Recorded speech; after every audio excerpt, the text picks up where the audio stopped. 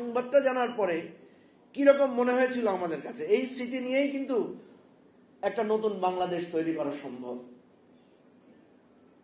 এখন আসেন, অত বিবরণ বর্ণনা স্মৃতিচারণ করে কি লাভ, যদি কখনো কখনো সেই স্মৃতি মনে হয় যে সেই স্মৃতি কি আমাদের জন্য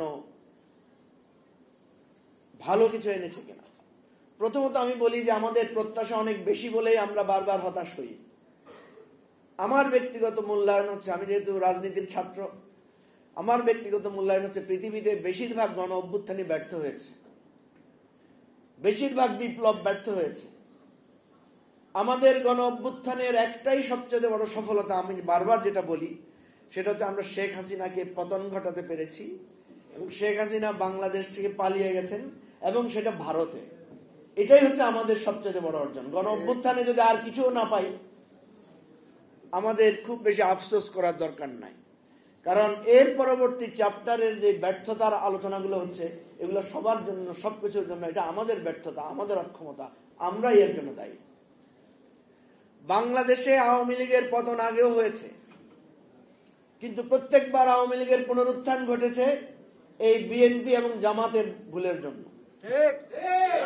বিএনপি এবং জামাতের, আপনি যদি বিগত সময়ের সেই 86 থেকে 91, যারা এখানে বয়স্ক আছেন, 86 থেকে 91, 91 থেকে 96, 96 থেকে তারপরে দেখেন, তাহলে দেখবেন এই তাদের ভুলের ফাঁক দিয়েই এরশাদ এবং শেখ হাসিনার পুনরুত্থান ঘটেছে। কালকে আপনারা দেখেছেন জামাত 10 লক্ষের বেশি লোক নিয়ে সমাবেশ করেছে, দেখেছেন না কত সুশৃঙ্খল। এর আগে আপনারা ইসলামী আন্দোলন বাংলাদেশের সমাবেশ দেখেছেন না, সেটাও খুব সুশৃঙ্খল। এর আগে বিএনপির তারুণ্যের সমাবেশ দেখেছেন না। আচ্ছা, এই তিনটা দল মিলেই যদি একটা সমাবেশ ডাকতো, হাসিনার পতন হয়ে যেত না? হয়তো কিনা? এই তিনটা দলের লোকেরাই যদি ঢাকা অভিমুখে মার্চ করত, যতগুলো লোক বিএনপি এবং জামাতের এই গণ অভ্যুত্থানে জীবন দিয়েছে, নেতৃত্বে তো ওনারা ছিলেন না, নেতৃত্বে ছিলেন বৈষম্য বিরোধী ছাত্র আন্দোলন, বা তারও আগে যেটা রাশেদ বলেছে যে এই নেতৃত্ব আসলে উৎপাদন হয়েছে 2018-তে আমাদের কোটা সংস্কার আন্দোলনের মধ্য দিয়ে। এবং কোটা সংস্কার আন্দোলনে 18-তে এটা গণ অভ্যুত্থান হতে পারত, কিন্তু আপনারা দেখেছেন সে সময় বারবার রাজনৈতিক দলগুলো বলেছে আমরা এই আন্দোলনের সাথে নাই। আমি ওনাদেরকে ছোট করছি না, ওনারা নাই হয়তো ভালো নিয়তেই করেছেন, কারণ ওরা চেয়েছেন, আমি জানি। তখন নুরুল হক নূর আবির্ভূত হয়েছিলেন, রাশেদরা আবির্ভূত হয়েছিলেন এই দেশ এবং জাতির একটা নতুন দিশা হিসাবে, যে এই তরুণরাই পারবে বাংলাদেশকে বদলাতে। কিন্তু সেই সময় রাজনৈতিক দলগুলোর পরিকল্পিত, এখন যারা বলছেন ওনারা বিভিন্ন ছক এঁটেছেন, তখন আপনাদের এই ছকটা হাঁটেন নাই কেন?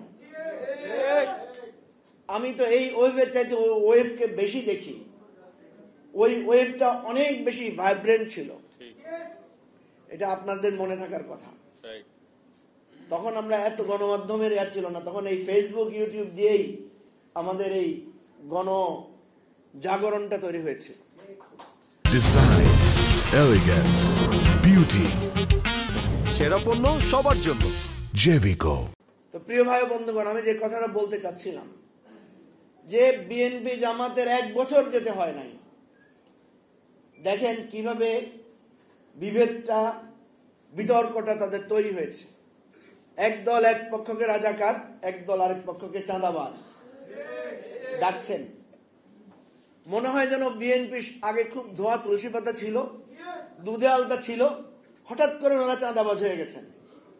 আর জামাত তো এই 5ই আগস্টের পরে রাজাকার হয়েছে, এর আগে কিছুই ছিল না, খুব ভালো ছিল। বিষয়টা অনেকটা এরকম মনে হয় না? আপনারা 25 বছর ধরে ঐক্যবদ্ধ ছিলেন, 25 বছর ধরে জোট করেছেন, সরকারে এসেছেন, বিএনপি থেকে বেরিয়ে আসার জন্য জামাতকে এমন কোন দেওয়া হয় নাই, কি প্রস্তাবনা দেওয়া হয় নাই। মন্ত্রিত্ব, পার্লামেন্টে অবস্থান, তাদের নেতাদের ফাঁসি থেকে মুক্তি, সব ধরনের প্রপোজাল তাদেরকে দেওয়া হয়েছিল। তারা তো বিএনপি থেকে জোট থেকে বেরিয়ে আসে নাই। আর বিএনপিকে হেন কোনো মন্তব্য করা হয় না যে রাজাকারের মদতদাতা খালেদা জিয়াকে বলা হইতো যে উনি নাকি জামাতের আমির, পরোক্ষ আমির, বলা হয়েছে না ভাই? তাহলে এত কিছুর পরেও আপনারা তখন ঐক্য ভাঙেন নাই, আপনারা গড়ছাড়া ছিলেন।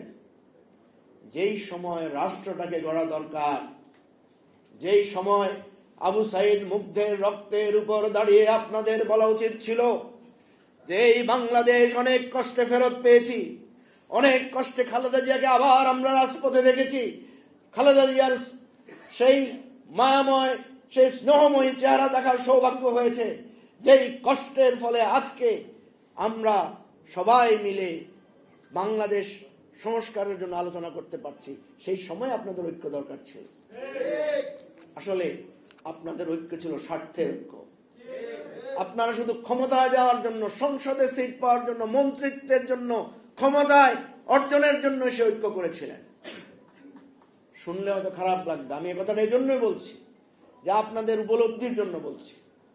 সবাই মিলে একসাথ হয়ে, একজোট হয়ে এই নিশানাকে আমরা করতে পারি না যে আমরা এই দেশটাকে একটা সুনির্দিষ্ট জায়গা নেয়ার আগ পর্যন্ত কে রাজাকার, কে চাঁদাবাজ, কে শিলং থেকে আসছে, কে মানে কে কোত্থেকে আসছে, এই ধরনের বিতর্ক বাদ দিয়ে আমাদের এখন প্রশ্ন কি অন্যটা হইতে পারে না ভাই? সুতরাং আমার আজকে অনুরোধ থাকবে যে আমরা কে জেলে গিয়েছি, কে আহত হয়েছি, কারা শহীদ হয়েছে, কে কাকে হারিয়েছি, সবাই আমরা আজকে ভালো অবস্থায় আছি। আমি কালকে একটা অনুষ্ঠানে বলেছিলাম যে এই শহীদ পরিবারদের এখন আমরা খোঁজ নিতে যাচ্ছি। যদি শেখ হাসিনার পতন না হইতো ওই শহীদ পরিবারের কেউ পরিচয় দিত না। কারণ আমি আপনাদের ইতিহাসের কথা বলি, 5ই মেতে যখন হেফাজতের উপরে ক্র্যাকডাউন হয়েছিল তখন আমাদের কাছে লিস্ট এসেছিল কতগুলো পরিবার নিহত হয়েছে। আমরা যখন তাদের বাড়িতে খোঁজ নিতে গেছি কেউ স্বীকার করে না, বলতে না আমাদের কোনো ছেলে মারা যায় নাই, বলতে আমাদের এই নামে কোনো ছেলেই নাই। বুঝতে পেরেছেন? পরে যখন আমরা তাদেরকে আসল পরিচয় দিয়েছি তখন আমাদেরকে জড়িয়ে ধরে কান্না করে বলেছে আমার ছেলে মারা গেছে, ছেলের লাশটাও আনতে পারি নাই। আজকে শেখ হাসিনা যদি পালিয়ে না যাইতো, আওয়ামী লীগ যদি পতন না হইতো, একই দৃশ্য হইতো না ভাই? আজকে আবু সাইদের পরিবারকে জঙ্গি বলে জেলখানায় থাকতে হইতো। তো সুতরাং আমি আমাকে সহ আমাদের সবাইকে বলছি, আমরা সবাই জেলখানায় থাকতাম, আমরা সবাই মামলায় থাকতাম, এবং আপনারা যারা আমাদের প্রচারণা করেছেন আপনাদেরও শেষ পর্যন্ত ধরা হইতো। সুতরাং আমি অনুরোধ করব, কি পেয়েছেন, অনেক পেয়ে গেছি আমরা, শুধু পাওয়ার চিন্তা করেন, আর কি অবস্থা ছিল সেটা চিন্তা করে আল্লাহর ওয়াস্তে ঐক্যটা বজায় রাখেন, রাষ্ট্রটাকে একটা জায়গায় নেন, সংস্কারগুলোর সাথে সবাই একমত হন, এবং এই নতুন বাংলাদেশটাকে আমরা গড়ি। সেই নতুন বাংলাদেশটা গড়ার পরে আমরা আওয়ামী লীগকে বলবো যে অজু কালাম করে, গোসল টোসল করে, তওবা তিল্লা করে আসেন, আপনাদেরকেও আমরা আমাদের রাজনীতিতে আমরা রিকনসিলিয়েশন করতে চাই। এটাই হচ্ছে আমাদের নতুন বাংলাদেশের স্বপ্ন, সেটাই আমাদেরকে এগিয়ে নিতে হবে। সবাইকে ধন্যবাদ। আসসালামু আলাইকুম। ধন্যবাদ জনাব মুজিবুর রহমান মঞ্জু। করে প্রচার করতে সময় লাগে, 6টার আগে শেষ হলে বেটার হয়। তো সেই কারণে এবং কারা